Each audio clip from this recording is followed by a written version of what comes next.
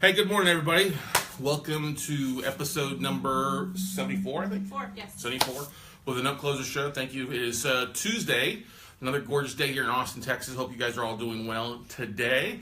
Today's topic is kind of an interesting one. I thought I'd share with you guys my oh shit story about the first time I had to raise capital. Today's topic. There he goes. Nicole's got the video up here, just double checking. Oh, sorry. That's okay.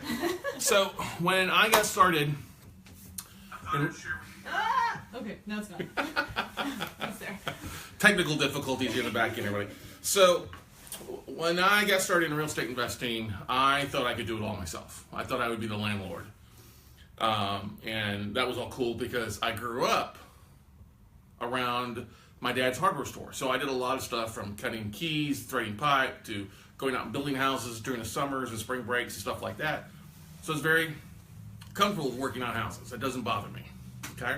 So I thought I could handle being a landlord, but I didn't have the right type of education, so I fell flat on my face because I bought two houses, conventional financing, and then the market turned.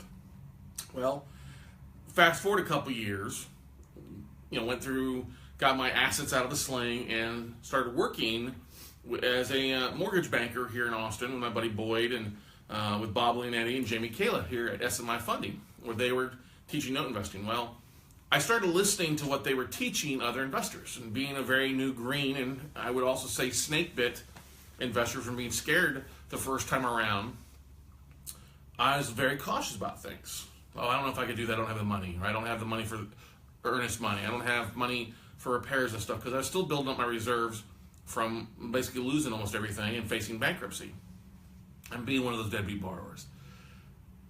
But something changed. I started to listen to what counsel was giving me. I stopped listening to everybody else say, oh, good luck with it. How's that thing that you fell flat in your face with last time? Stop listening to people tell you, well, you just need to get a job, okay? And so I started going, stopped listening to people, started going to local real estate investment clubs. Well, I go to this one here in Austin, I'm hanging out, and a couple guys get up and talk about this deal in Corpus Christi, Texas, which is where I grew up. This is where my family lives. And I started listening because I don't hear that much stuff about Corpus most of the time. Now, for you guys that don't know where Corpus Christi, Texas is, it's on the coastline, about halfway between Laredo and Houston. Okay? Pretty decent sized city, about 300,000 people there. It's not a bad area. Refinery is a big thing down there. It's got a lot of lower income individuals, but there are some high income areas as well. But anyway, so there's this deal that pops up. It's about 29 doors. It's basically I got a 9-plex, a 5-plex, and then a bunch of duplexes and triplexes for sale that these guys are selling. And they're talking about how it's worth $1.1. They're trying to sell it for $5.50. Basically at 50 cents on the dollar. And that piques my mind. And they asked if anybody wants a prospectus on the deal, to just email them or call them, and they'll send you one. So I did that, and I take that in to the office the next day. Actually, they gave me one there that night, and I'm like, man, look at this deal. I'm like, I know Corpus, okay? Supposedly all these units are rented based on what they told me. Based on what they said, they also need like only $10,000 in total repairs to be fully leased up. Showed pictures of the exteriors, rent rolls. Rents were kind of a little low. That should have been my first flag. But I'm really interested. So come Friday, they wanted bids in by Friday. So I said, okay, I'll submit an offer at $500,000. Now I didn't submit it immediately because I don't have the money, and I'm sitting there listening to, I'm sharing the deal with what's going on in the office, my peeps and Bob and Jim. Like, well, why don't you submit an offer? If you know the numbers, submit the offers. And I called my realtor friend down there, and she pulled comps. Said, yeah, it's really based on these addresses, it's worth 1.1, 1.2, not bad. And so I started thinking, I said, well, I know contractors in the area. I know this lady who's a property manager there who's my friend, and I could go home and handle this. And I started running through this. Well, I think I can make this happen. I just don't have the money. Well, Bob and Jamie said, well, just make an offer. You'll figure it out. We'll help you raise the capital. I'm like, oh, awesome. So I went and made an offer, $500 on Friday. Well, come Monday, I'm at my house, getting ready to leave, and the phone rings, and it's the guys. Will, Dan, and Jack, the guys' names. And they're on the phone, like, hey, Scott, we got your offering. I'm like, okay, great, awesome. I'm like, hey, can you come up to 515? I'm like, well, I don't have 500. Sure, why not? Sure. Sure, I can come up to 515. I'm like, okay, great, awesome. Then you're the winning bid. I'm like, oh, yay! Oh, shit. Seriously, I have never been more excited and then also scared to death at the same time frame. I think I literally messed my pants. I was so nervous. And they're like, okay. I'm like, well, I really want to drive by the properties. I'm like, that's fine. It was going to be a long weekend. Like, I don't remember what Monday was, but the next Monday was going to be a holiday. So I was like, okay, how about we come down Friday and we go look at the property Saturday and go from there? I'm like, that'd be perfect. We'll all be down there this weekend anyway. I'm like, okay, done. So I go in the office, and I think I'm floating in the office, and I'm just excited. And I sit down, and I say, Bob, Jamie, I got this offer accepted. I'm like, great. I'm like, how are you going to fund it? They're like, we're not going to fund it. We're not going to fund it. You're going to fund it. And I'm like, what do you mean? I'm like, they're like, you've met all these people at all these investment clubs. You've gone and networked with people. Reach out to your database. And that was the biggest moment. That was a big slapper. You know, like, bam, slap me into it. Like, okay. So I knew the numbers. I believed in the deal. I just didn't have the funding.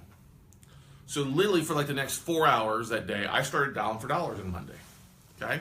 So from 10 o'clock to about 2 o'clock in the afternoon, I made a bunch of phone calls and a bunch of emails. I talked to a bunch of people. Some people said no, they just didn't have that much money. But I ended up having 4 people that said yes, they would fund the deal. 4 people at basically $515,000. It's over $2 million in funding. I figured I need 600 just in case. And so you figure that's $2.5 million of private capital raised. And they were all excited about it. So I had to back up to a backup to a backup to a backup. All right? And what they said, hey, if you're from that area, we know you, we like you, we trust you, let's do the deal. I said, well, I'm going to drive by the property this weekend, double check it. They're like, awesome, let's go. Here's an email, pledging if you need proof of funds, here it is. I was like, awesome. So the one thing I didn't have was the money for the earnest money deposit or the option fee. Total of $1,500. I didn't have that money then at that point. So I talked to my buddy Boyd. He's like, oh, I'll partner with you. I'll write the earnest money check for if we have to, and we'll go down there together. I'm like, awesome. Great. Because I couldn't do it all myself. Although I could have.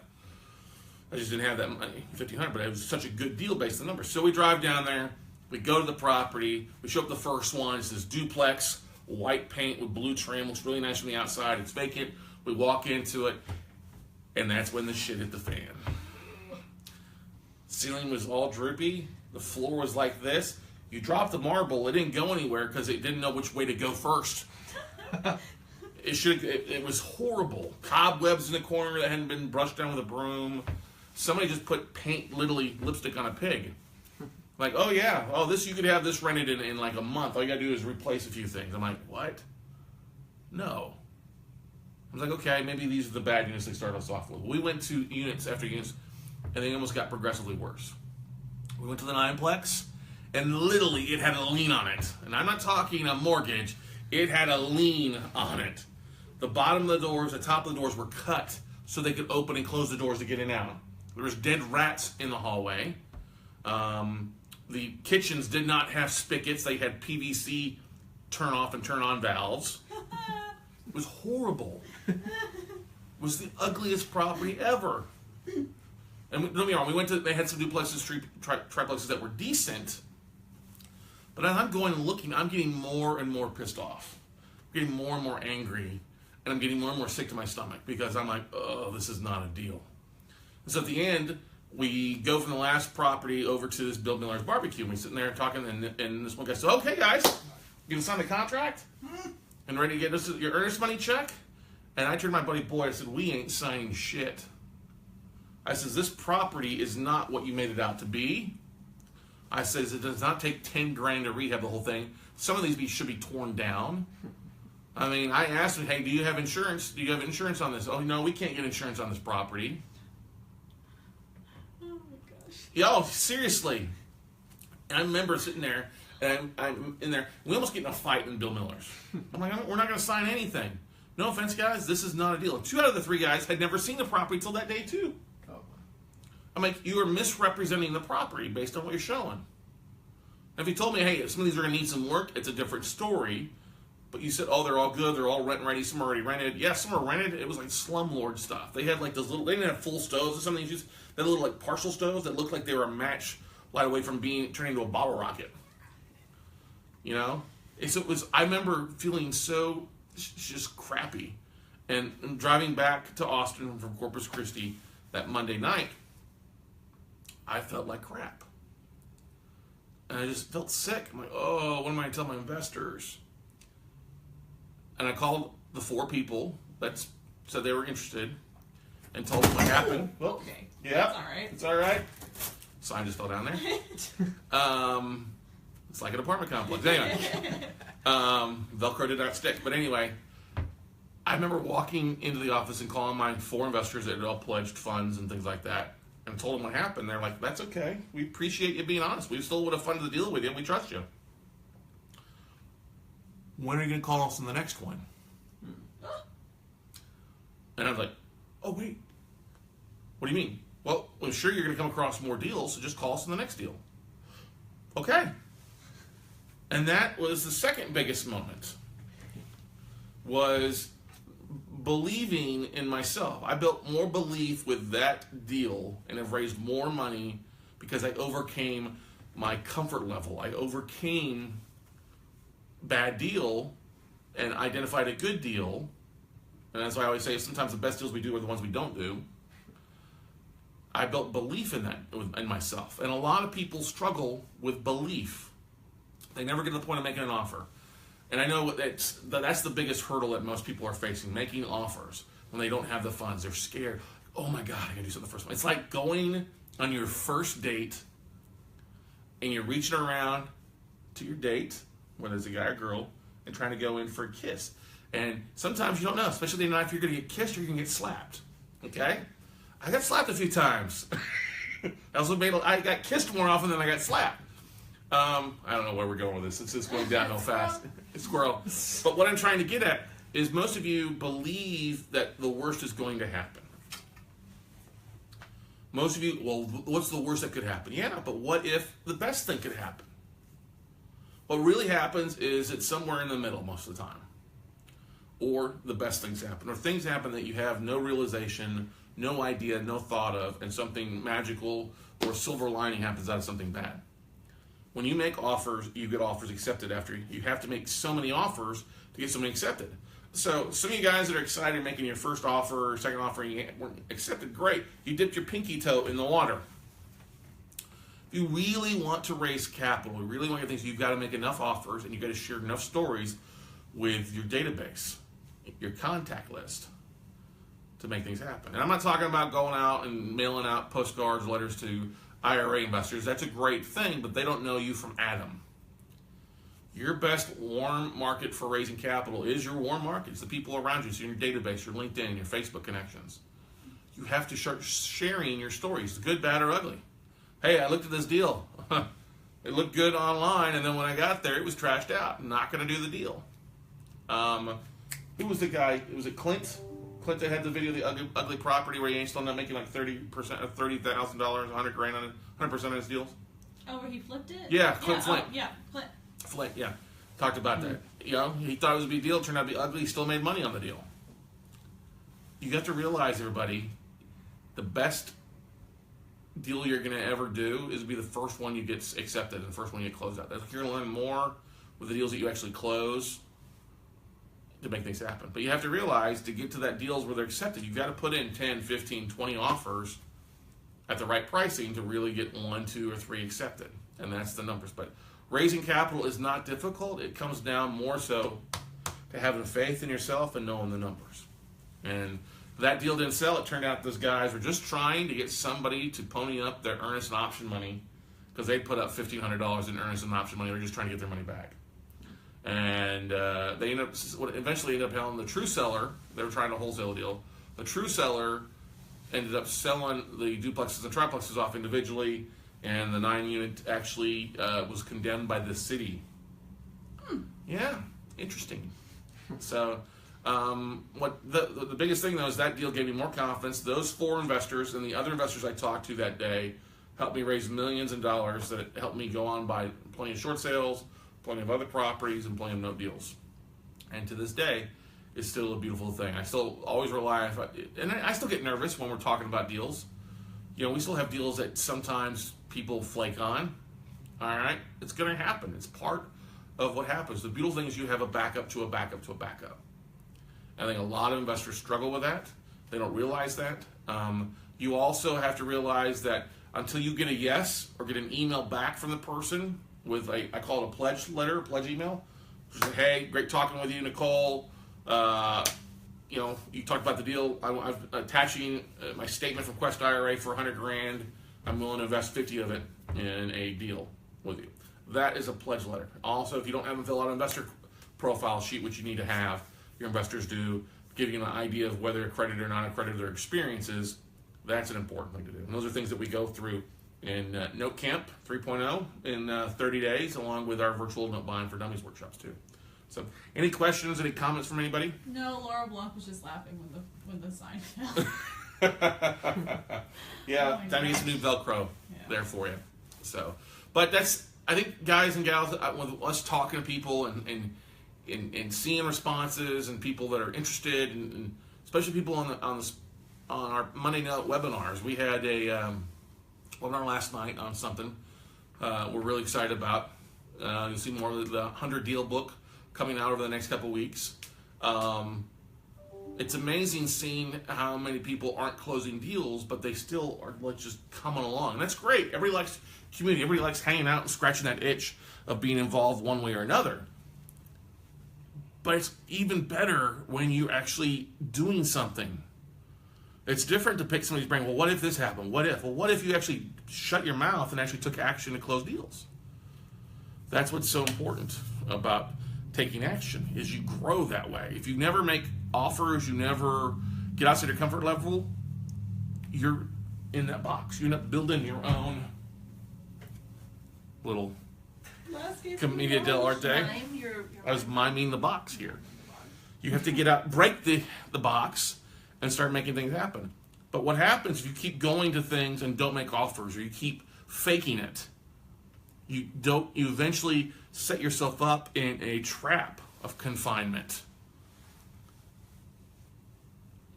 A comfort zone trap. Because the only way we grow is to break through that comfort zone, break through the box, and take actions and expanding ourselves and making things better and growing individually. I was always told that if something scares you, you should probably do it. Amen to that, Nicole. If something scares you, you should probably do that. That's exactly right.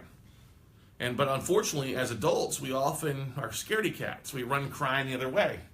Whereas little kids will get scared sometimes, but they keep coming back. Right? Scary movies, roller coasters. Ah! Oh no! Okay, I want to do some more. All right? It's okay to scare yourself. It's okay to stretch your comfort levels, because that's the only way you grow. It's the only way you're going to close more deals. It's the only way you're going to raise more capital to make things happen. And it's not like they're not going to have any support behind them either. That's the big thing I think people don't realize, is that there's such a support group in note investing that's so different from traditional investing. If you were going out to a wholesale meeting, wholesalers will cut your throat, stab you in the back to get a deal. Okay? Realtors, mortgage brokers, very cutthroat industry. Been there, been around that. It just is very cutthroat. In note investing, it's not like that. There are a few people that have come. Once your word gets out you're cutthroaty, or that you'll throw people under the bus, you get blacklisted pretty fast. All right? So keep that in mind, that in the note investing world, there's a lot of good people out there, majority of people there to help you, to answer questions. There's a few asshats, but hey, there's a few bad apples in every bunch. But for the most part, you can reach out online, you can reach your bigger pockets, you can pick up the phone and call our offices here. We're here to help support you. I mean, I've been on the phone this morning with 3 people closing deals today who had nervous Nelly stuff, and I'm walking them through things. So anyway, they're out expanding themselves. I love hearing people closing deals. Like Tony Gregory and his partner getting ready to close on 2 more deals. Michelle and Rick Hill closed a couple deals last week. Really excited to hear that. Looks like Guido's funding on a deal as well. Yes? Good, better be. And go from there. So, any other questions, comments before we wrap it up for the day? Yeah. So George says you have to learn and apply and make offers. The best education of a man is never completed until he dies. Robert E. Lee. Oh, that's good. And Laura. Okay, so I'll read the. That was General Lee for those that don't know who Robert E. Lee is. So Christina Fuller says such good points. Got 2 contacts on my LinkedIn who will send me tapes. Laura Maxwell Bullock says use that no as next opportunity. That's right. Let's see. And then Laura Blanc also asked, do you get any testimonials from money partners? Yes, getting testimonies from money partners is a great thing. Like, hey, I invested money with Laura and made a 20% ROI on my money, or I had my deal in and out in 6 months, or my deal was in and out in 12 months, and she communicated properly. Yeah, money partners are great to have testimonials from. One thing about getting tapes in is great, Christina. You just got to make offers. Getting tapes in, everybody can get tapes. You have to make offers. Ultimately, what you have to do, you've got to expand your comfort level. Everybody can get tapes in. That's not expanding your comfort level. You need to make offers. Okay? You have to make offers. Who else said? That was Christina Fuller again. She just said, I love the note investor family the way other types, way different than other types of investors. There's so much support. Yeah, there is, exactly. So if you get these tapes in, don't just sit on them. I think that's one thing a lot of people do, is they get tapes in and they sit on them because they're scared to make an offer. They don't know that there's other note investors out there who probably buy those assets as well in other groups. So if you get tapes in, don't just sit on them. Reach out. Hey, I got a tape in. Does this make sense to make an offer on? It's okay to ask. Hey, I want to make an offer. Can I run the numbers by? You'd be surprised. There's people that call me still to this day that have closed on 20, 30 deals that run their numbers by me. It's completely fine. Okay? Any other questions, comments? No? Guys and gals, I'm excited getting interviewed this afternoon by the Best Advice Ever podcast. Just one of the top 2 or 3 podcasts out there in the real estate world. Excited about that. What else is going on? We're just really rocking and rolling along. We got a tape of 35 plus assets coming out tomorrow night. We'll have the tape available later today for those that are signed up for the NFL, the Note Funding League, and going to the Mastermind Group as well. So, yeah. Anything else, everybody? And these assets are the ones that are... They're the scrub down list from the 175. Revised. Yeah. Yes. Jen has grown some gray hairs and, wearing glasses from breaking down the list. But is the one that is exclusive to us. Yeah, this is a tape exclusive to us. So, all right, guys and gals, we will wrap it up then for the day. Have a great Tuesday. Go make something happen. Do something that scares yourself today. Get outside of your comfort zone. Go make something happen. And we'll see you all at the top, everybody. Bye.